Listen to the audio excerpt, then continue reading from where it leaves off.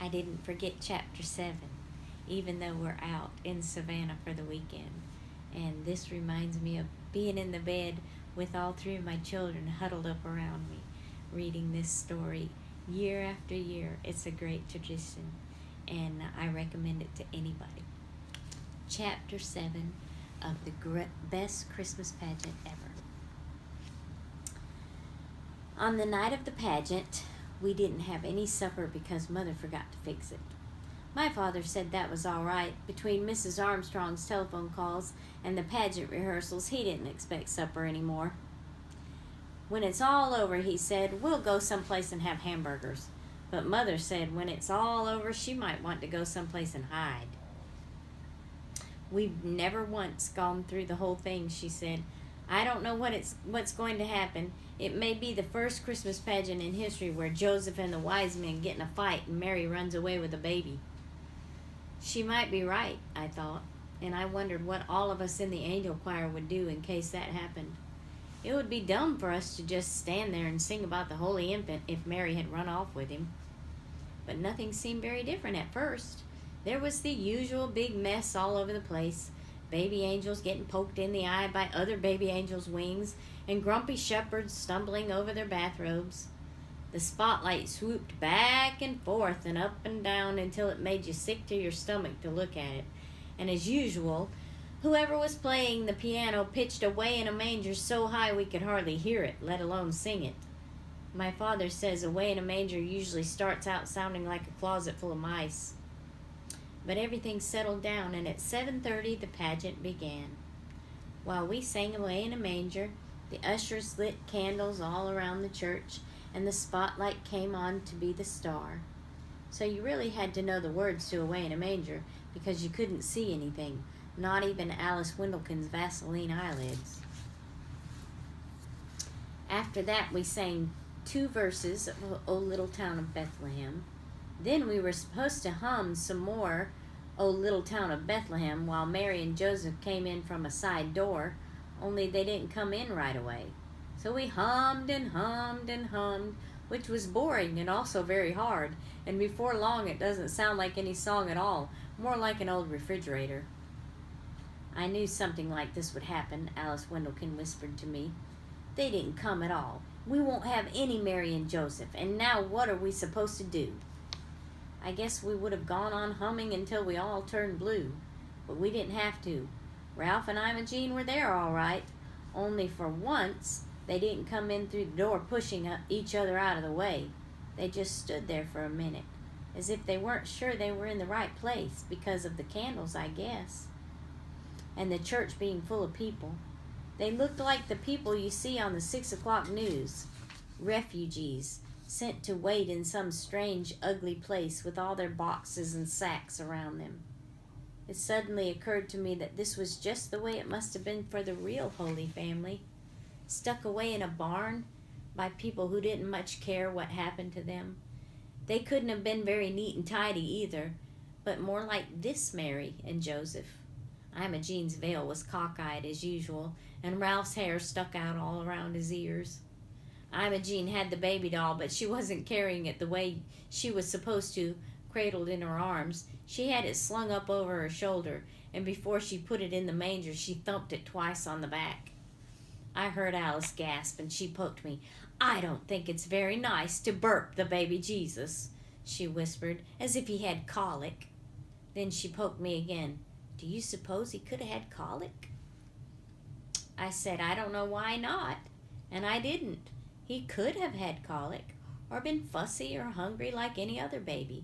After all, that was the whole point of Jesus, that he didn't come down on a cloud like something out of Amazing Comics, that he was born and lived a real person.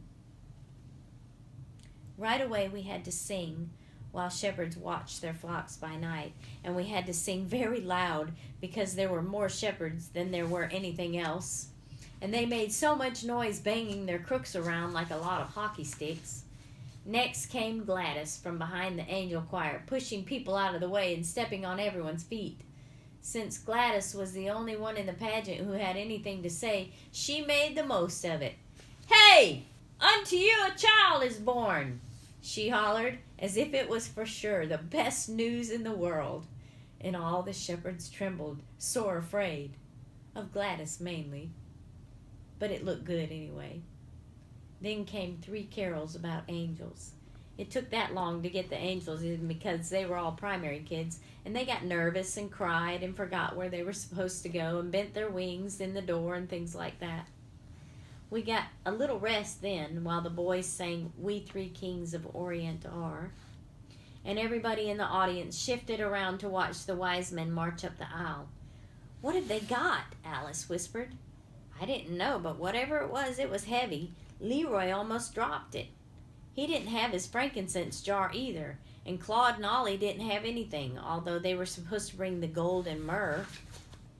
"I knew this would happen," Alice said for the second time. "I bet it's something awful." "Like what?" "Like a burnt offering. You know the Herdmans." Well, they did burn things, but they hadn't burned this yet. It was a ham, and right away I knew where it came from. My father was on the church charitable works committee. They give away food baskets at Christmas, and this was the Herdman's food basket ham. It still had the ribbon around it saying "Merry Christmas." "I bet they stole that," Alice said. They did not. It came from their food basket, and if they want to give away their own ham, I guess they can do it. But even if the Herdmans didn't like ham, that was Alice's next idea. They had never before in their lives given anything away except lumps on the head, so you had to be impressed. Leroy dropped the ham in front of the manger. It looked funny to see a ham there instead of the fancy bath salts jars we always used for the myrrh and the frankincense. And then they went and sat down in the only space that was left. While we sang "What Child Is This?" the wise men were supposed to confer among themselves and then leave by a different door, so everyone would understand that they were going home another way. But the Herdmans forgot, or didn't want to, or something, because they didn't confer and they didn't leave either. They just sat there, and there wasn't anything anyone could do about it. "They're ruining the whole thing," Alice whispered, but they weren't at all. As a matter of fact, it made perfect sense for the wise men to sit down and rest, and I said so. They're supposed to have come a long way. You wouldn't expect them to just show up, hand over the ham, and leave.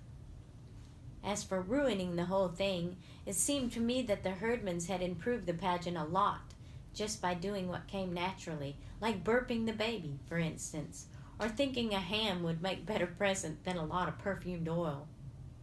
Usually by the time we got to Silent Night, which was always the last carol, I was fed up with the whole thing and couldn't wait for it to be over. But I didn't feel this way at this time.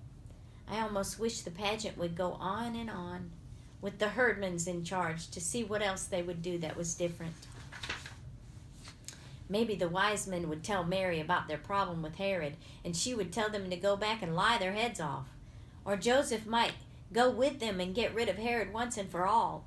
Or Joseph and Mary might ask the wise men to take the Christ child with them, figuring that no one would think to look there. I was so busy planning new ways to save the baby Jesus that I missed the beginning of Silent Night. But it was all right because everyone sang Silent Night, including the audience. We sang all the verses too, and when we got to "Son of God loves pure light," I happened to look at Imogene, and I almost dropped my hymn book on the baby angel. Everyone had been waiting all this time for the Herdmans to do something absolutely unexpected, and sure enough, that was what was happening. Imogene Herdman was crying. In the candlelight, her face was all shiny with tears, and she didn't even bother to wipe them away. She just sat there, awful old Imogene, in her crookedy veil, crying and crying and crying. Well, it was the best Christmas pageant we ever had. Everybody said so, but nobody seemed to know why. When it was over, people stood around the lobby of the church talking about what was different this year. There was something special, everyone said. They couldn't put their finger on what. Mrs. Wendelkin said, "Well, the mother of Jesus had a black eye. That was something special." "But only what you might expect," she added. She meant that it was the most natural thing in the world for a herdman to have a black eye. But actually, nobody hit Imogene. She didn't hit anyone else. Her eye wasn't really black either, just all puffy and swollen. She had walked into the corner of the choir robe cabinet in kind of a daze, as if she had just caught on to the idea of God and the wonder of Christmas. And this was the funny thing about it all. For years I'd thought about the wonder of Christmas and the mystery of Jesus' birth and never really understood it. But now, because of the herdmans, it didn't seem so mysterious after all. When Imogene had asked me what the pageant was about, I told her it was about Jesus, but that was just a part of it. It was about a new baby and his mother and father who were in a lot of trouble. No money, no place to go, no doctor, nobody they knew, and then arriving from the east, like my uncle from New Jersey, some rich friends. But Imogene, I guess, didn't see it that way. Christmas just came over her all at once, like a case of chills and fever, and so she was crying and walking into the furniture. Afterward, there were candy canes and little tiny testaments for everybody, and a poinsettia plant for my mother from the whole Sunday school. We put the costumes away and folded up the collapsible manger, and just before we left, my father snuffed out the last of the tall white candles. "I guess that's everything," he said as we stood at the back of the church. "All over now." It was quite a pageant. Then he looked at my mother. "What's that you've got?" "It's the ham," she said. They wouldn't take it back. They wouldn't take any candy either, or any of the little Bibles. But Imogene did ask me for a set of the Bible story pictures, and she took out the picture of Mary and said it was exactly right, whatever that means. I think it meant that no matter how she herself was, Imogene liked the idea of the Mary in the picture, all pink and white and pure looking, as if she never washed clothes or the dishes or cooked supper or did anything at all except have Jesus on Christmas Eve. But as far as I'm concerned, Mary is always going to look a lot like Imogene Herdman.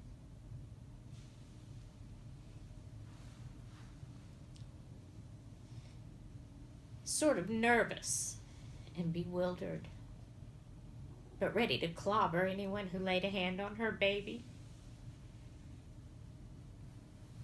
And the wise men are always going to look like Leroy and his brothers burying ham.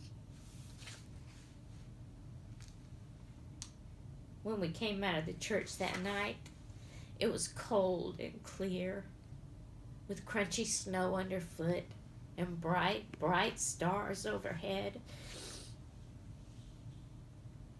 And I thought about the angel of the Lord, Gladys, with her skinny legs and her dirty sneakers sticking out from under her robe, yelling at all of us everywhere, "Hey, unto you a child is born." That's the end.